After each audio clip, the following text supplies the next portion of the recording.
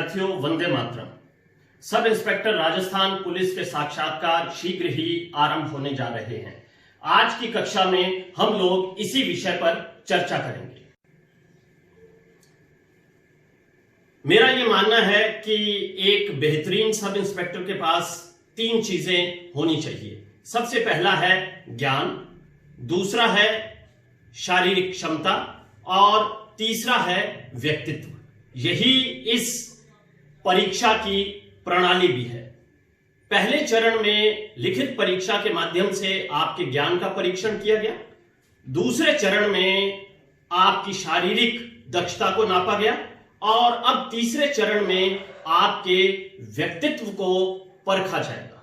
तो साक्षात्कार यानी कि व्यक्तित्व परीक्षण, जिसे हम इंटरव्यू के नाम से भी संबोधित कर देते हैं, आप उसमें भाग लेने जा रहे हैं। मैं आपको शुभकामनाएं प्रेषित करता हूं।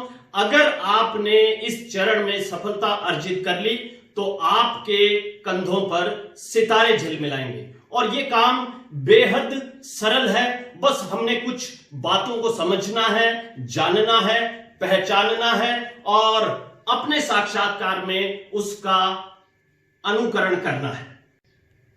लेकिन उससे पहले मैं आपसे आग्रह करूंगा कि आप राजस्थान लोक सेवा आयोग द्वारा प्रेषित जो पत्र है उसे अच्छी तरह से पढ़ लें कि आपको वहां पर क्या क्या कागजात लेकर जाने हैं और उन्हें बेहतरीन तरीके से तैयार कर लें, सलीके से एक फाइल में लगा लें ताकि उन्हें प्रस्तुत करने में आपको किसी प्रकार की कोई दिक्कत ना हो। और दूसरी बात आती है आपकी ड्रेस की। मैं मानकर चलता हूं कि वो भी आपने बेहतर तरीके से तैयार कर ली होगी। अगर देसी बात करें तो राजस्थान पुलिस सब इंस्पेक्टर साक्षात्कार मुख्य रूप से 8 भागों में बटा हुआ है। आज मैं इन्हीं 8 भागों के बारे में आपको संक्षिप्त रूप से बताऊंगा। सबसे पहला जो भाग है उसे मैं बहुत ही साधारण भाषा में यह कहकर संबोधित करता हूं कि आप कौन हैं? आप कौन हैं? दरअसल जब बच्चा इंटरव्यू कक्ष में प्रवेश करता है तो वो थोड़ा सा दबाव में होता है और इंटरव्यू बोर्ड का रवैया सदैव बहुत ही सकारात्मक और सहयोगात्मक होता है। तो आपको दबावग्रस्त होने की जरूरत नहीं है। जैसे ही आप कक्ष के भीतर प्रवेश करेंगे तो आप पाएंगे कि वहां का माहौल बहुत ही खुशनुमा है। आपको रिलैक्स करने के लिए इंटरव्यू बोर्ड कुछ सामान्य बातों पर चर्चा करेगा जो आपसे संबंधित होंगी, जिसमें सबसे पहली बात हो सकती है आपकी शैक्षणिक योग्यता। ये आप नोट कर लेंगे, आपकी शैक्षणिक योग्यता, जिसमें आपकी 10वीं, 12वीं, ग्रेजुएशन या उसके बाद की शैक्षणिक योग्यता पर हल्की फुल्की चर्चा की जा सकती है। दूसरा बिंदु है आपका गृह जिला। ये 2 बातें मुख्य रूप से इस खंड में केंद्रित रहती हैं, लेकिन फिर भी कुछ बिंदुओं को आपने तैयार करना है। यह बिंदु है जैसे कि आपकी पारिवारिक पृष्ठभूमि, कि आपके पिताजी क्या करते हैं, आपकी माताजी क्या करती हैं, आपके बंधु बांधव क्या करते हैं, ये सब आपको तैयार कर लेना है अपनी पारिवारिक पृष्ठभूमि में।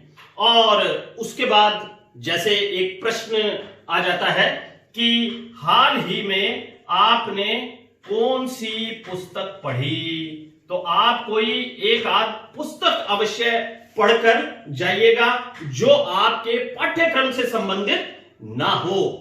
एक नैतिक मूल्यों का बहुत ही ज्यादा महत्व है। मैंने देखा है कि साक्षात्कार में कई बार आपके आदर्श व्यक्तित्व पर भी चर्चा कर ली जाती है। तो आपको अपना आदर्श व्यक्तित्व जो है वो तैयार कर लेना है। और इसके अतिरिक्त जो बात आती है वो है कि वर्तमान में आप क्या कर रहे हैं। अगर आप वर्तमान में प्रतियोगी परीक्षाओं की तैयारी कर रहे हैं तो आप ये बात उन्हें बता दें, वर्तमान में आप क्या कर रहे हैं। अगर आप सरकारी सेवा में हैं या प्राइवेट सेक्टर में कोई जॉब कर रहे हैं तो आपसे इस बिंदु पर ढेर सारे प्रश्न हो सकते हैं। इसको आपको बहुत ही बेहतर तरीके से करना है अगर आप किसी नौकरी में हैं, क्योंकि ये अपेक्षा की जाती है कि आप जिस जॉब में हैं वहां पर आप बेहद ईमानदारी पूर्वक कार्य कर रहे होंगे। तो स्वाभाविक है कि जो बोर्ड है वो इस बात की उम्मीद आपसे करता है कि आप वहां की बारीकियों से अच्छी तरह से परिचित हैं। तो ये देखिए आप कौन है, जो हमारा पहला खंड है, पहला बिंदु है, उसमें बातें आई आपकी शैक्षणिक योग्यता, आपका गृह जिला, आपकी पारिवारिक पृष्ठभूमि, हाल ही में आपने कौन सी पुस्तक पढ़ी, आपका आदर्श व्यक्तित्व कौन है और वर्तमान में आप क्या कर रहे हैं। अब हम बात करते हैं साक्षात्कार के दूसरे खंड की। इस दूसरे खंड में जो चर्चा का विषय रहता है वो है आपके स्नातक के विषय।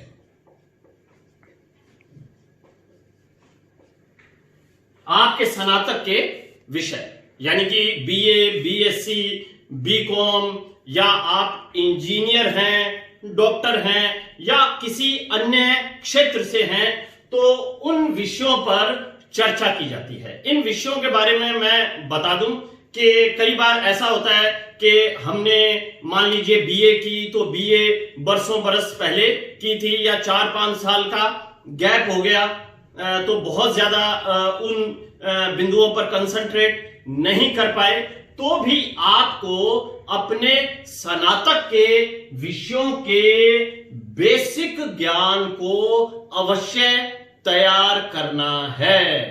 तो बेसिक ज्ञान यानी कि बिल्कुल सामान्य ज्ञान उन विषयों का होना जरूरी है।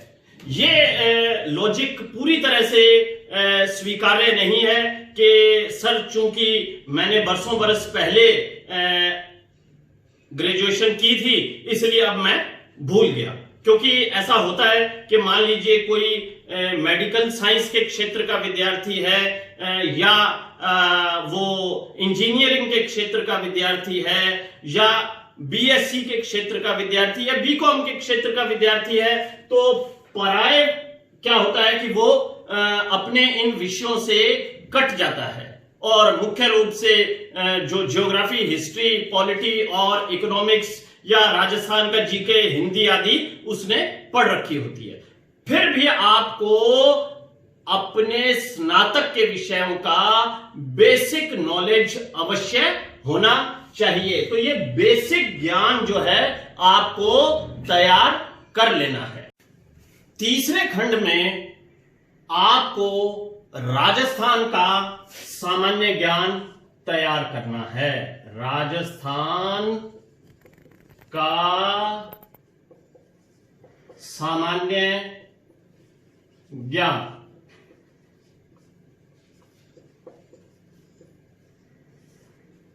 हालांकि आपने इस बिंदु को बेहतरीन तरीके से पढ़ रखा है, लेकिन मैं आपसे आग्रह करना चाहूंगा कि राजस्थान के सामान्य ज्ञान से संबंधित जो बेसिक बातें हैं, ज्योग्राफी की, हिस्ट्री की, पॉलिटी की, इकोनॉमिक्स की, उन पर एक दृष्टिपात अवश्य कर ले।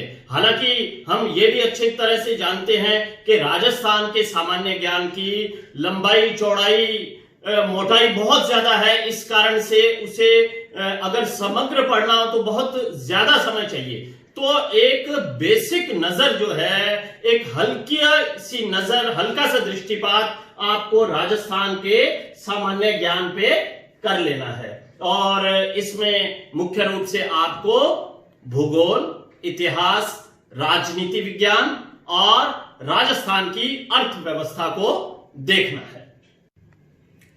राजस्थान सब इंस्पेक्टर साक्षात्कार के चौथे खंड में आपको तैयार करना है समसामयिकी को। समसामयिकी, मुझे यह लगता है कि एक हल्की सी नजर आपको पिछले 1 वर्ष के घटना चक्र पर डालनी है। जो भी करंट अफेयर्स की किताब आप पढ़ते हैं, उन किताबों पर एक बार पुनः नजर डाल लें। और खासकर बात आती है समाचार पत्र की, राज्य स्तरीय एक समाचार पत्र की। आपको इंटरव्यू से लगभग 1 सप्ताह पूर्व के समस्त समाचार पत्रों को, कोई एक समाचार पत्र आप चुन लें, 2 समाचार पत्र आप चुन लें, 3 समाचार पत्र आप चुन लें, हालांकि एक पर बहुत अच्छी तरीके से आपको फोकस करना है और जितनी भी महत्वपूर्ण खबरें हैं उनको अच्छी तरह से तैयार कर लेना है। ये पिछले 1 हफ्ते के समाचार पत्र साक्षात्कार में सफलता दिलाने में आपको महत्वपूर्ण भूमिका अदा करेंगे। खासकर जिस दिन आपका साक्षात्कार है उस दिन के समाचार पत्र आपको अच्छी तरीके से पढ़कर जाने हैं। 5वें खंड पर आते हैं। 5वें खंड में हम लेते हैं पुलिस से संबंधित सामान्य जानकारियां।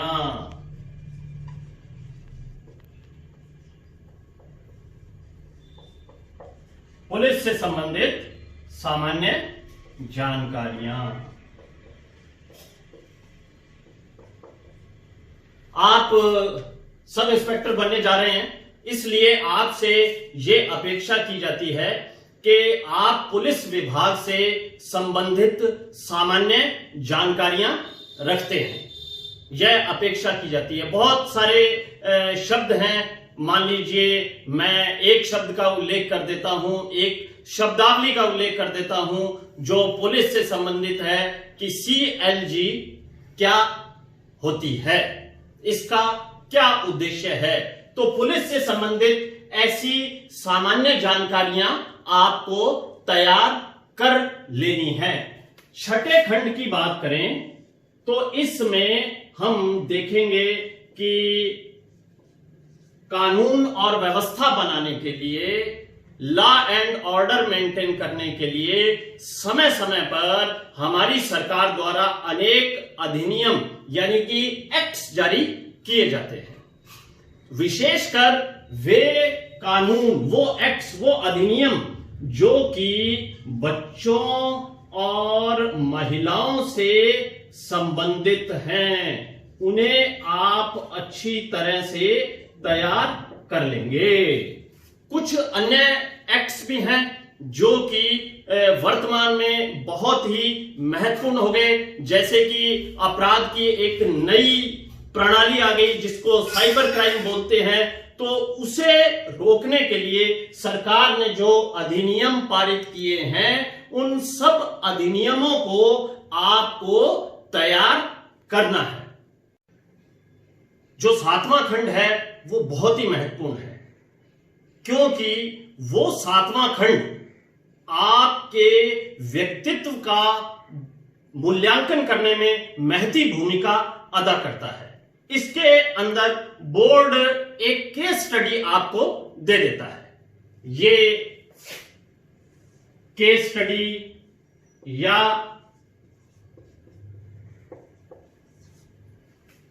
सिचुएशन या कंडीशन आपको दे दी जाती है, जिसमें आपसे यह पूछा जा सकता है कि यदि आप इस सिचुएशन में हैं तो क्या कदम उठाएंगे, कैसे इस सिचुएशन से, इस स्थिति से बाहर निकलेंगे।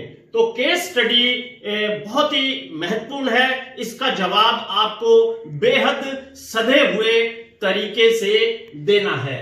और 8वां खंड है जिसे मैं निष्कर्ष कहकर संबोधित कर देता हूं, और इसमें सामान्य रूप से यह पूछ लिया जाता है कि आपका चयन इस पद के लिए क्यों कर लिया जाए। आपका चयन इस पद के लिए क्यों कर